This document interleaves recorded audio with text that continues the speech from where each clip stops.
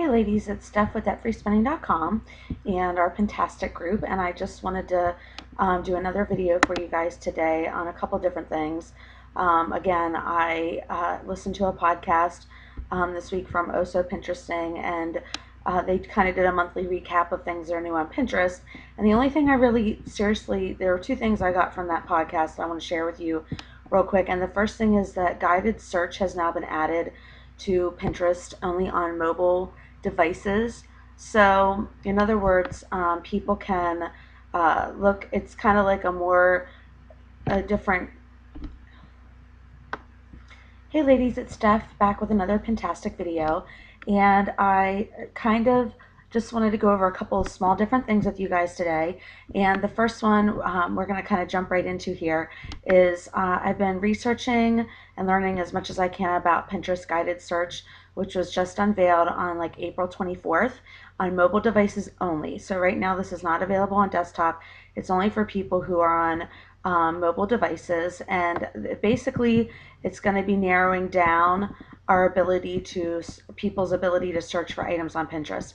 And so this can be really good depending on niche, because if people are going to be searching for coupons or deals or freebies, if you're in that niche, that'll be good for you, because it'll also help you kind of decide how you really want to be pinning, what you want to be pinning in your description and how you describe each pin. And even in the URL for your pins, as you'll be wanting to think about, how specific do you want to get. So obviously, I just am using this article, for example, here because it had some pictures. You'd obviously want to maybe put in classic cars or vintage or, red. See, it's depending on how specific you want to be.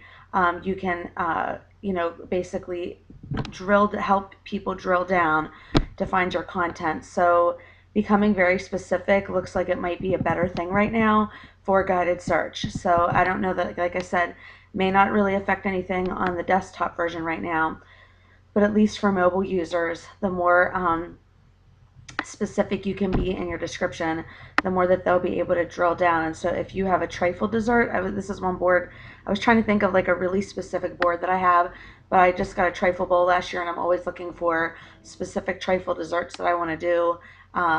Instead of just typing in desserts, I might type in trifle bowl, trifle desserts, things like that. And so whenever I have created a trifle bowl dessert, I labeled it as such. So I really did make sure that it was a pretty narrow title for it. That's really all right now that I can really find. I think it's, again, useful to marketers in a way that we can become more specific, but it really isn't changing the game completely yet at this point. And that's been the only major Pinterest update in the last month that I could find for you guys. So that was the first thing that I wanted to go over and let you know.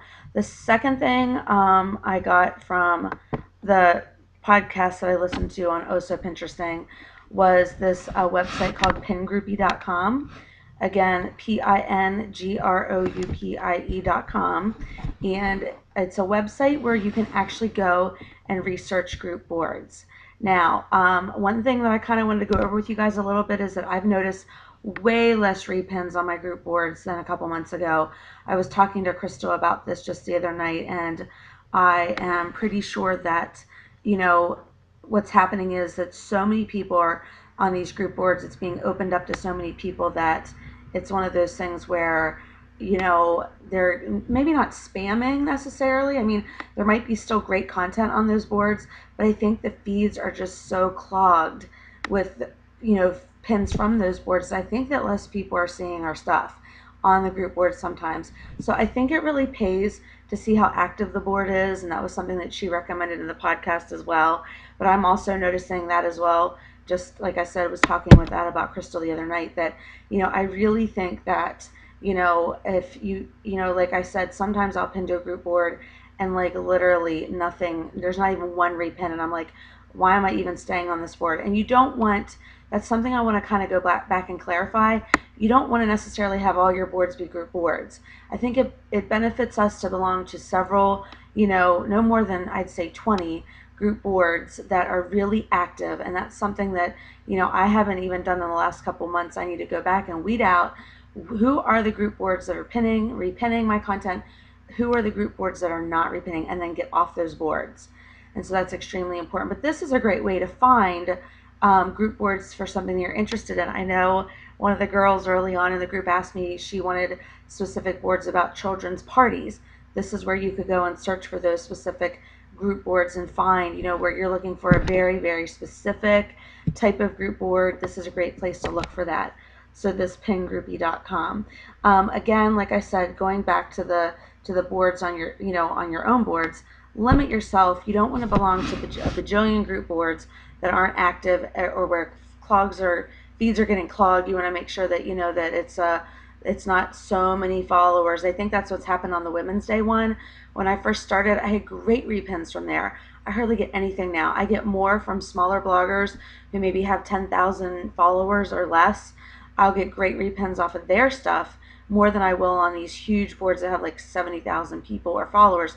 So I don't know that we always want to go with the number of followers as our guide. I think it needs to be, something that you monitor regularly. How many repins am I getting? And so that leads us into the next website I want to talk to you about.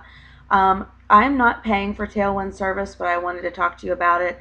If you go to Tailwind or Google Tailwind app, this is something where you can log in and get your statistics for your Pinterest page, and you can pay. I think it starts out at like $29 a month to really see who are your top repinners, what are your trending pins type of thing, who are your influential followers. Now let me see what my trending pins, that might be still listed. Okay, so yeah, it takes up to 30 seconds. Okay, it's gonna load all my trending pins and tell them. So there are some benefits, but it's mostly all the free stuff on here. To me is kind of like the same thing as a lot of times what we get in Pinterest itself, but it's still nice to see. Like, I know that these have been pinned way more than 3 times, but I guess these are the ones that are getting pinned the most out of all my pins. And so I can kind of see that as well from my Pinterest analytics, but at least here it's more visual if you like the format better. But if you do want to, go ahead and pay for the service, you can. I think $30 is an awful lot, but there are times where maybe we need to see that. And so obviously this also says virality, score, heat map, food and drink, other, kids, do-it-yourself crafts. So this is showing me where I'm getting the most repins and the most in the most different categories. So there's just some really neat features on Tailwind that you might want to just dig into. Like I said, some of it you have to upgrade and unlock. And you can even sync your Google Analytics to get your traffic and revenue. But the thing is, I already look at that in Google Analytics. But again, I still wanted you to just kind of know about Tailwind to see, I do like the idea of knowing who my top repinners are. I'm tempted to pay for a month and see who that is, and then, maybe go over and check out their boards, start commenting on their stuff, pinning back for them, because if they're pinning for me, I certainly want to reciprocate and keep them on my team. So you could always do something like that where you pay, to find out who are these influential followers, who are these top pinners. So that's the other reason why I wanted, and even top brand promoters, I wanted you to see that there were some features there. But again, when you go to upgrade, let me do that real quick. I think it starts out at like either $29 a month for light for small businesses and social media, and then it goes up to $99 for agencies and stuff, but I'm obviously not going to pay for that. So it's an idea. Again, you could always start a free trial as well of this $29 a month, and then unsubscribe, before the end of the month if you want to do something like that. So, and it tells you kind of what's involved in each. And I would want to make sure that the highest repinners was included in that. I can't really tell from looking at it here, but that's something that I wanted you to know about as well. So hopefully you guys are having a great week. Please throw out any questions for me in the group. Just wanted you to have another video. I'm doing 26 days. So just so you know, maybe behind on a video here or there once the baby comes, just for that week or two, depending on if he would come early or anything. That's my main concern, is that I might not have a second video for May. So I'm hoping to get another one up here in the next week or two, but I want it to be relevant and not just thrown in there just so that I have a second video. So anyways, all right, ladies, hope you have a great week and hope some of these things helped you as well. Talk to you later. Bye-bye.